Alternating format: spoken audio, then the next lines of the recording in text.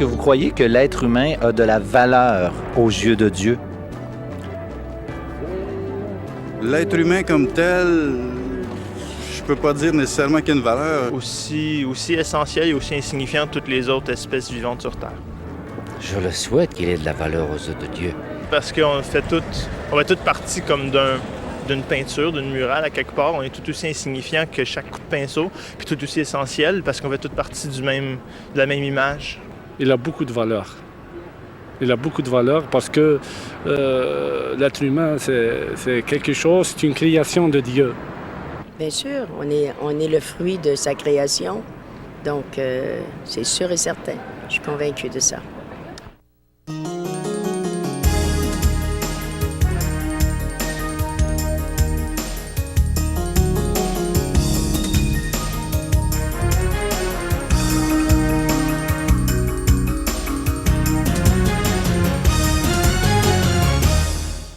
Bonjour et bienvenue à l'émission L'heure de la bonne nouvelle en ce dimanche matin. C'est déjà notre 10e émission de cette présente série qui a pour thème « Si tu connaissais le don de Dieu ». Et aujourd'hui, nous allons parler du joyau de Dieu, c'est-à-dire que Dieu nous offre ce qu'il a de plus précieux. Dieu offre ce que le ciel a de plus précieux pour ce que la terre a de plus vil. Quelqu'un avait déjà dit cela et c'est vraiment conforme à la vérité. Ça peut peut-être nous paraître un peu invraisemblable, mais si vous voulez en avoir la preuve, demeurez avec nous puisque François va nous démontrer tout cela dans un petit instant, à l'aide bien sûr de la parole de Dieu. À nouveau aujourd'hui, nous allons accueillir Agathe Chrétien qui sera avec nous comme artiste invité pour interpréter le cantique de la fin de l'émission. On va parler également un peu des déjeuners de l'espoir et j'aimerais aussi vous rappeler que en tout temps, vous pouvez nous rejoindre, soit par courrier postal ou encore ceux qui sont branchés, vous pouvez nous rejoindre aussi. Nous avons une adresse électronique qui apparaît à l'écran très souvent à l'émission. Alors donc, ne vous gênez pas, autant pour vous prévaloir de l'offre gratuite que nous vous proposons cette année ou encore, ne serait-ce que pour nous saluer, nous faire part de votre état d'âme ou encore si vous avez des questions. François, l'échantillonnage d'opinion qu'on a pris au début de l'émission nous amène à vraiment conclure que finalement, si on ne reconnaît pas l'existence de Dieu comme tel, il semble que l'être humain n'a pas beaucoup de valeur. Non, mais c'est ça. Il semble que c'est la base, le fait de croire que Dieu existe est en relation directe avec le fait que l'être humain a de la valeur. Et l'absence de croire que Dieu existe reste dans le vague en relation avec la valeur qu'a l'être humain. On a entendu des gens là, qui ont parlé d'un ensemble de choses qui, chacun de ces points-là avait la même valeur relative. Et on va voir ensemble aujourd'hui, de toute façon, que l'être humain a une valeur bien au-dessus même de la création qui elle-même est loin d'être sans valeur. Oui, parce que dans le récit de la création, dans le livre de la Genèse, il est dit que l'homme a été créé à l'image de Dieu. Et en réalité, c'est la seule créature de qui il est dit qu'il a été fait à l'image de Dieu. Et si Dieu nous a donné ce qu'il avait de plus précieux, c'est-à-dire le joyau du ciel, la personne de son Fils unique, c'est parce que certainement, il avait à cœur de rescaper la race humaine qui était à la dérive à cause du péché. Alors donc, ce sera sûrement intéressant de suivre le développement de François et on vous invite à demeurer avec nous pour cela puisque François va revenir dans quelques minutes.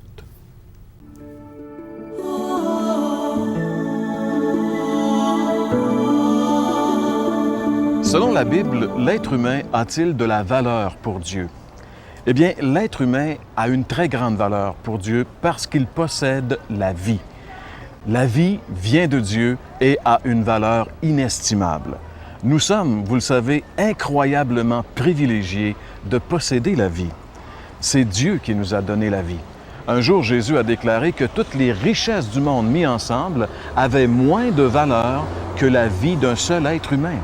Ce sont les paroles de Jésus qu'on peut lire ensemble dans l'Évangile selon Marc, chapitre 8 et le verset 36. Jésus dit ceci, « Si un homme parvenait à posséder le monde entier, à quoi cela lui servirait-il s'il perd sa vie? » Et le plus grand privilège que nous avons dans cette vie terrestre, c'est de pouvoir saisir la vie éternelle. Un jour, Jésus a dit, « Celui qui croit en moi a la vie éternelle ».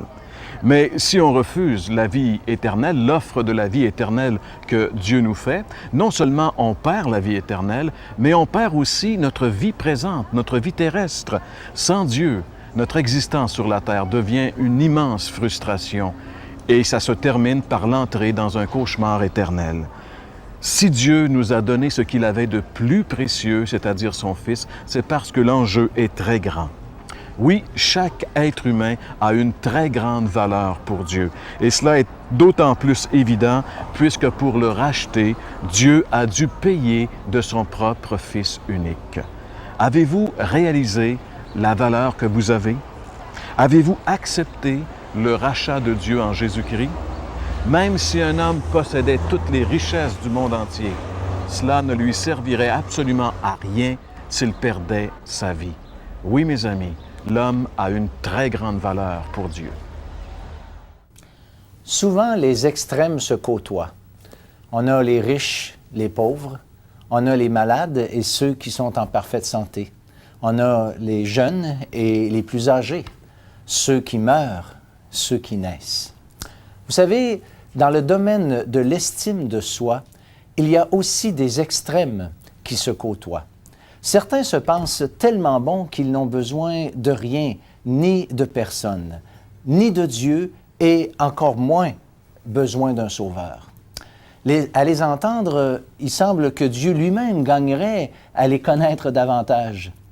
En contraste avec ces derniers, d'autres ont la certitude qu'ils ne valent rien aux yeux de Dieu et qu'au fond, personne ne s'intéresse à eux. Parmi eux, beaucoup en viennent même à croire sincèrement qu'à cause de leurs nombreux péchés, il est impossible que Dieu puisse un jour leur pardonner. Ils sont trop méchants, pense-t-il. Comment Dieu, lui, voit-il tous ces gens? Voilà certainement la bonne perspective à considérer pour vraiment connaître si nous avons de la valeur réellement. Pour avoir de nous-mêmes une juste évaluation, c'est sûr, il nous faut considérer la valeur à laquelle Dieu, lui, nous estime. Ainsi, nous pourrons avoir une juste opinion et une opinion équilibrée de nous-mêmes.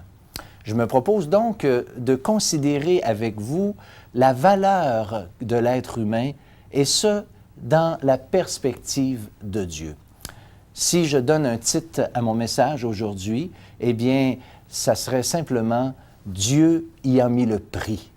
Et on peut dire que dans le domaine matériel, nous reconnaissons la valeur d'une chose par la mesure de ce que nous sommes prêts à y investir. L'exemple le plus simple et courant qui me vient à l'esprit, c'est celui de la valeur d'une automobile. Lorsque, par exemple, une auto prend de l'âge, a une certaine expérience, eh bien, on peut vraiment réaliser que il y a une certaine hésitation. Combien souvent on a entendu quelqu'un dire à propos d'une éventuelle réparation majeure, « Je me demande si cette voiture en vaut réellement la peine. » Investir tant d'argent sans être convaincu qu'elle en vaut la peine. Voilà la réflexion que nous entendons souvent à propos de ça. Eh bien, on peut dire par contre que pour une maison, par exemple, bien, même qu'elle aurait un certain âge, souvent le prix serait justifié d'y investir non moins que la valeur, par exemple, d'une automobile. Ainsi, ce qu'on est prêt à y investir indique d'une façon certaine la valeur relative que possède pour nous telle ou telle chose. Voici donc l'estimation que Dieu a fait de l'homme.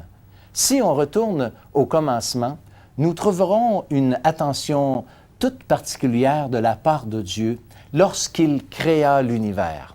Après avoir achevé toute la création, comme disait mon ami tantôt Jean-Pierre, il vit tout cela, tout ce qu'il avait fait, et voici, cela était très bon, dans le livre de la Genèse au chapitre 2 et au verset 31. Plus spécifiquement, à propos de son chef-d'œuvre, l'être humain, il est dit qu'il avait fait à son image. Déjà, à la création, nous voyons par les tendres soins du Créateur la grande valeur qu'a l'être humain à ses yeux. Très tôt dans l'histoire de l'humanité, la créature de Dieu s'est révoltée contre son Créateur. En effet, Dieu avait placé sa créature devant des choix. Malgré les nombreux privilèges, l'homme a décidé de ne pas tenir compte du commandement de Dieu.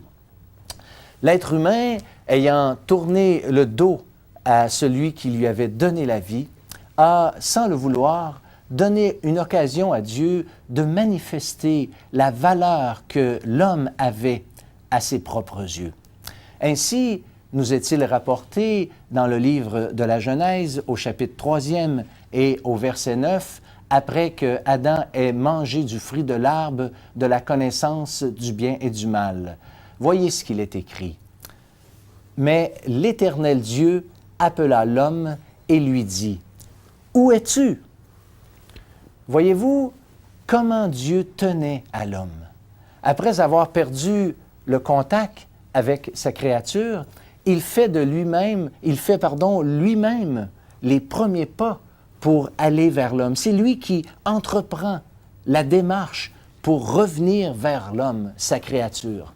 Si sa créature n'avait pas eu de valeur pour lui, eh bien, ça aurait été tout à fait logique et facile pour lui de rejeter cette créature et de repartir à zéro.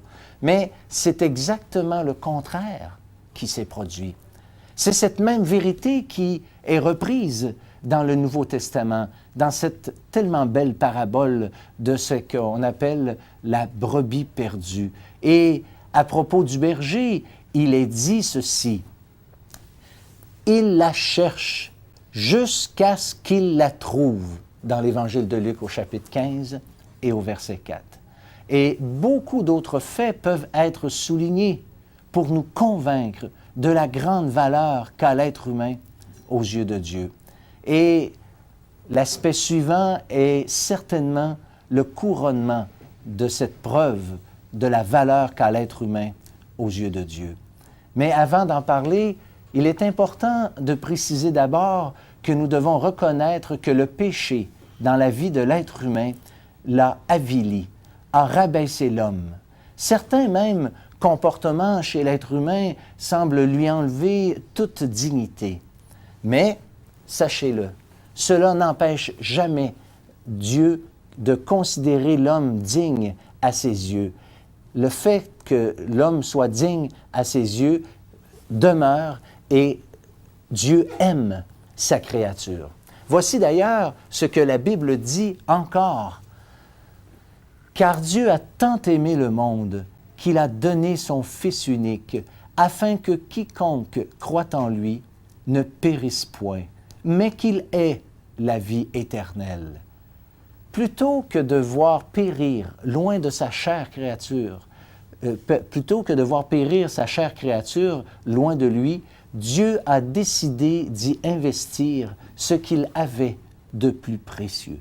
Chers amis, le prix que Dieu a payé pour le salut de nos âmes dépasse tout entendement, toute logique. Il n'y a pas un être humain qui aurait pu imaginer un amour plus grand que Dieu a eu envers nous.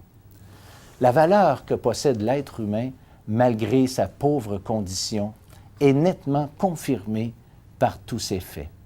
Oui, chers amis, Dieu a décidé que nous en valions la peine. Dieu a estimé que nous en valions la peine et a donné ce qu'il avait de plus précieux. Regardons ensemble ce que dit encore la parole de Dieu. Vous savez que ce n'est pas par des choses périssables, par de l'argent ou de l'or que vous avez été rachetés de la vaine manière de vivre que vous aviez hérité de vos pères, mais par le sang précieux de Christ. Première épître de Pierre au chapitre 1er, verset 18 et la première partie du verset 19. En effet, ce n'est pas par des choses considérées de grande valeur, mais quand même périssables, l'argent et l'or, que Dieu a acquitté la dette de nos péchés. Le péché étant ici défini comme étant la vaine manière de vivre que nous avions hérité de nos pères. Cette manière de vivre indépendante de Dieu. Voilà l'essence même du péché. En langage moderne, nous pourrions dire le fait de vivre sans tenir compte de Dieu. Ou, en d'autres mots, c'est refuser l'autorité de Dieu comme créateur sur notre vie à nous qui sommes ses créatures. Vous savez, le fait que nous ayons de la valeur pour Dieu n'enlève pas pour autant notre culpabilité. Par contre, le sang de Christ a le pouvoir de le faire. Le précieux sang de Christ, avons-nous lu ensemble. Mais comment le sang peut-il être précieux? Eh bien, la suite du même verset le précise. Il est dit « comme d'un agneau sans défaut et sans tache ». Pour comprendre cette image, il nous faut encore retourner en arrière aux pratiques de l'Ancien Testament. Avant que le Christ accomplisse lui-même le sacrifice de la croix, les Juifs avaient reçu l'instruction d'offrir une bête innocente pour recevoir à leur place le jugement que méritait leur faute. L'animal ainsi pouvait prendre la place du coupable et le coupable qui offrait ce sacrifice était lui libéré du jugement et son péché était pardonné. Ces sacrifices, nous dit le Nouveau Testament, étaient des figures, des images de celui qui allait bientôt venir plus tard, c'est-à-dire Jésus-Christ. On comprend mieux alors ces paroles de Jean-Baptiste lorsqu'il a vu le Seigneur Jésus venir vers lui et il a dit de lui, « Voici l'agneau de Dieu qui ôte le péché du monde. » La seule façon pour Dieu d'entrevoir l'éternité en relation avec nous était rien de moins que de sacrifier son propre Fils à notre place. Tous ces sacrifices offerts dans l'Ancien Testament n'étaient qu'en attendant, en fait, c'est-à-dire une figure, mais aucun d'eux ne pouvait vraiment ôter le péché. C'est ce que dit encore clairement le Nouveau Testament. Regardez encore avec moi.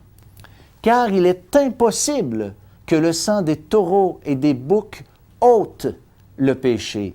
Épître aux Hébreux, chapitre 10 et le verset 4.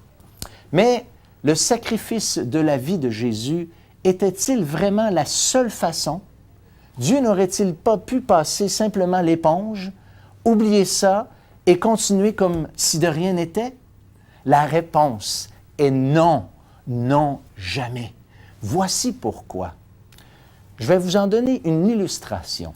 Imaginez une vitre brisée par un enfant. Peu importe qui a brisé cette vitre, quelqu'un devra payer pour la remplacer. Vous êtes d'accord avec moi qu'il serait inadmissible de la remplacer par un contreplaqué, en tout cas pas à long terme. Tôt ou tard, il faudrait remplacer et quelqu'un doit payer le prix de cette vitre. Eh bien, voilà ce qu'exige la justice de Dieu. Aucun compromis ne peut être fait. La vitre doit être payée. Quelqu'un doit payer. Et cela, ce n'est pas un caprice de la part de Dieu. Voilà pourquoi Dieu nous offre maintenant son pardon, ayant lui-même payé pour le rachat de nos âmes. Pour recevoir cette offre merveilleuse, il nous faut simplement reconnaître que le sang précieux de Christ versé à la croix est la seule et unique alternative pour obtenir un pardon de Dieu. C'est la foi qu'il nous faut dans ce que le Christ a accompli sur la croix.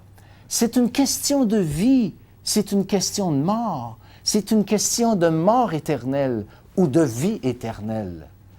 Dieu ayant donné ce qu'il avait de plus précieux, eh bien, un minimum de reconnaissance devrait me pousser à me détourner maintenant de cette vaine manière de vivre que j'avais et plutôt chercher à plaire maintenant à celui pour qui j'ai tant de valeur. C'est ce que la Bible appelle la repentance. Et on veut maintenant se retirer des choses que nous connaissons comme étant des choses que Dieu a en horreur et se tourner vers lui pour simplement chercher en lui rendant grâce de faire ce que lui, il veut que nous fassions. Si je résume un peu, la foi et la repentance qui s'exprimeront sous forme d'une prière sincère vous accorderont le pardon de vos péchés et la paix avec Dieu.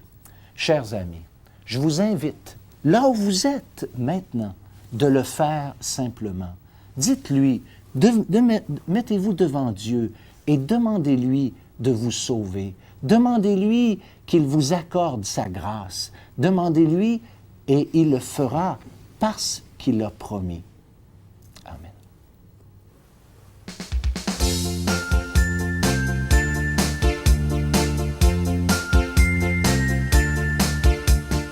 Il a quitté son trône pour aller à la croix pour toi.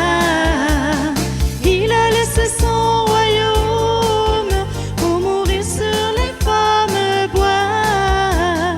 Il a quitté son trône pour aller à la croix pour toi. Il a laissé son royaume pour mourir sur la croix pour toi. Oui, Dieu de son royaume vit les hommes perdus. Du haut de son trône, alors il a conçu un grand plan divin pour sauver du malin toutes ces âmes déchues, perdues sans Jésus. Il a quitté son trône pour aller à la croix pour toi. Il a laissé son royaume pour mourir sur les fameux bois. Il a quitté son trône pour aller à la croix pour toi. Il a laissé son royaume pour mourir sur la croix pour toi. Dieu dans son grand amour a sacrifié son Fils. Quelle grande preuve d'amour vous donnez Jésus-Christ, le prix de nos péchés. C'est lui qui l'a payé. Oui, cloué sur la croix, il est mort pour toi et pour moi. Il a quitté son trône pour aller à la croix pour toi. Il a laissé son royaume pour mourir sur les fameux bois. Il a quitté son trône pour aller à la croix pour toi. Il a laissé son royaume pour mourir sur la croix pour toi. Il a quitté.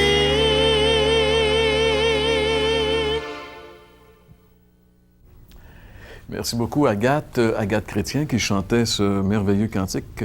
Ces paroles merveilleuses qui nous rappellent justement l'histoire de la bonne nouvelle, c'est-à-dire, il a quitté son trône, il a laissé la gloire du ciel. Il est question, bien sûr, du Fils de Dieu, du Fils unique de Dieu qui, de toute éternité, faisait les délices. C'est le joyau du ciel. Il était, la Bible le révèle, adoré par des millions d'anges. Et puis, un jour, il a quitté ce trône. Il est venu sur la terre, c'est-à-dire qu'il s'est humilié en prenant un corps semblable à un homme. Lui qui est le Créateur est devenu semblable à une créature. Il est venu ici-bas dans un but précis. Il est parti à la recherche des brebis perdues. N'est-ce pas le beau message de l'Évangile quand même, Gaston?